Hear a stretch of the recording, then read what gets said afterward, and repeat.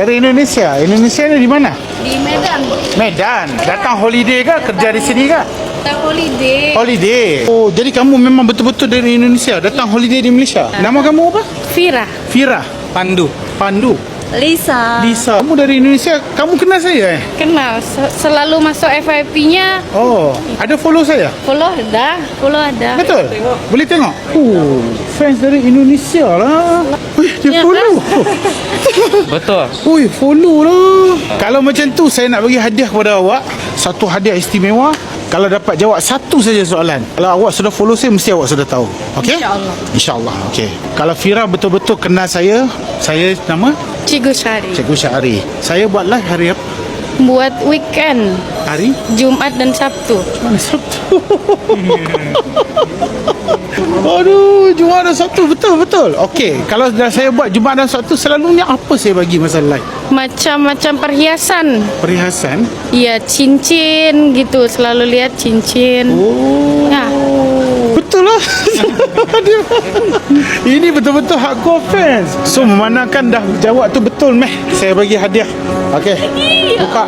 Lihat sendiri. Oh. Sudah dapat daripada saya. Ya Allah. Nampak ni fans Indonesia. Hari ni kita jumpa fan daripada Sabah satu, daripada Indonesia satu. Dan saya hadiahkan cincin belian dekat dia. Moissanite ring. Ambil. Okey, ini adalah hadiah saya kepada Fira.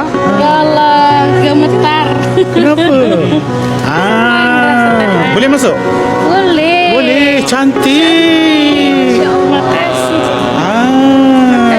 Ini hadiah saya sepenuh percutian kamu dan juga sepenuh rezeki kamu berjumpa saya.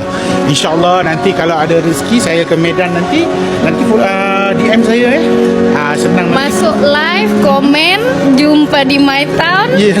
Bagi tahu dapat ini, nanti bagi hadiah lagi satu kan. Udah tahu. Ini betul-betul die hard fan-nya. Saya tak perlu cakap, tak perlu ulang pun. Betul. Nanti kalau saya live Jumaat ni, masuk dan cakap. Kalau kata saya nampak komen tu, saya hantar satu lagi. Boleh Tunggu kedatangan saya.